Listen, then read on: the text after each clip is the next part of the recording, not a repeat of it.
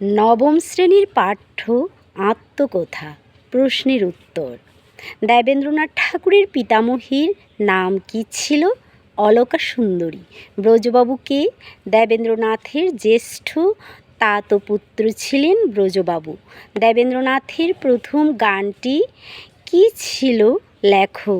দেবেন্দ্রনাথের প্রথম গানটি ছিল হবে কি হবে দিবা আলোকে, জ্ঞান বিনা সব অন্ধকার। তোমার জ্ঞাত একটি চাণক্য শ্লোক উল্লেখ করো। ষোড়শী পূজ্যতে রাজা বিদ্বান সর্বত্র পূজ্যতে। দেবেন্দ্রনাথের বাড়িতে যে সভা পণ্ডিত ছিলেন তার নাম কি? কমলাকান্ত চূড়ামণি। কমলাকান্ত চূড়ামণির বাড়ি কোথায় ছিল? বাঁশবেড়ে। চূড়ামণির পুত্রের নাম ছিল শ্যামাচরণ। 10টি বাক্যে উত্তর লেখো। ধম্ম ঋষিকে তাঁর সম্পর্কে যা জানো লেখো। ধম্ম ঋষির পুরো নাম ছিল আয়োধম্য ঋষি। তিনি ছিলেন মহর্ষি দেবলের ছোট ভাই। তাঁর সাথে উৎকোচ তীর্থে তৃতীয় পাণ্ডব অর্জুনের দেখা হয়েছিল।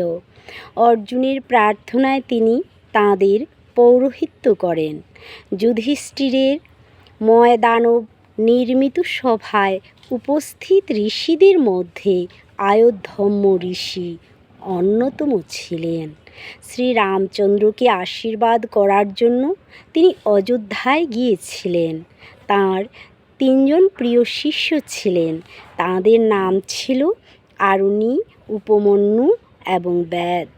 সঠিক উত্তর নির্বাচন করো। দেবেন্দ্রনাথ ঠাকুরের পিতার নাম বলো। দ্বারকানাথ। শ্যামাচরণ দেবেন্দ্রনাথকে পড়তে বলেছিলেন মহাভারত। তোমাদের ধর্মে মতি হোক, এই কথাটি কোন গ্রন্থে আছে? মহাভারতে। অতি সংক্ষিপ্ত উত্তর দাও। ভালোই তো, আমি তোমাকে পড়াইব। উক্তিটি কার? উক্তিটি কমলাকান্ত চূড়ামণির। আমার পিতার মৃত্যু হইয়াছে। উক্তিটি কার? উক্তিটি শ্যামাচরণের। দেবেন্দ্রনাথ কিভাবে ঈশ্বরকে লাভ করতে চেয়েছেন? দেবেন্দ্রনাথ জ্ঞানের আলোকে ঈশ্বরকে লাভ করতে চেয়েছেন। সংক্ষিপ্ত উত্তর দাও।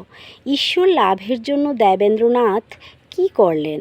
দেবেন্দ্রনাথ কৌচে বসে ঈশ্বর বিষয়ে চিন্তা করতেন। বোটানিক্যাল উদ্যানে সমাধি স্তম্ভের পাশে নির্জনে বসে ঈশ্বরের জন্য ধ্যান করতেন এবং ওইখানে বসে মুক্ত কণ্ঠে গান করতেন। হবে কি হবে দিবা আলোকে, জ্ঞান বিনা সব অন্ধকার। জ্ঞানের আলোকে ঈশ্বর লাভ করার জন্য তিনি ধর্মগ্রন্থ পাঠে নিমগ্ন হয়েছিলেন। উপমন্যুর কথা কোন গ্রন্থে আছে? উপমন্যুর কথা তোমার নিজের ভাষায় বর্ণনা করো, অথবা ধম্ম ঋষির উপাখ্যান তথা উপমন্যুর গুরুভক্তির কথা যা জানো লেখো। উপমন্যুর কথা মহাভারত কাব্যগ্রন্থে আছে।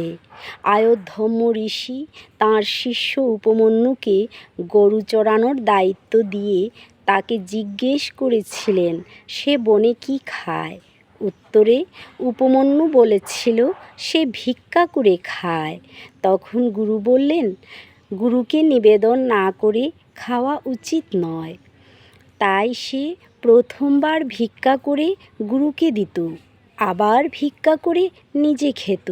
শুনে গুরু বললেন দ্বিতীয়বারের ভিক্ষা অন্য ভিক্ষুকের প্রাপ্য। তারপর সে গাভীর দুধ পান করতে লাগলো। তখন গুরু বললেন তা বাছুর খাবে। তারপর সে বাছুরের মুখের ফেনা খেতে লাগলো। গুরু বললেন এতে বাছুরের শরীরে পুষ্টি হয় না। তখন খিদের জ্বালায় গুরুভক্ত উপমন্যু আকন্দ পাতা খেয়ে অন্ধ হয়ে গর্তের মধ্যে পড়ে থাকল। গুরু তাকে খুঁজে পেয়ে ঈশ্বরের একটি স্তুতি শেখালেন চোখ ভালো হওয়ার জন্য। স্তুতি করার পর উপমন্যুর চোখ ভালো হয়ে গেল।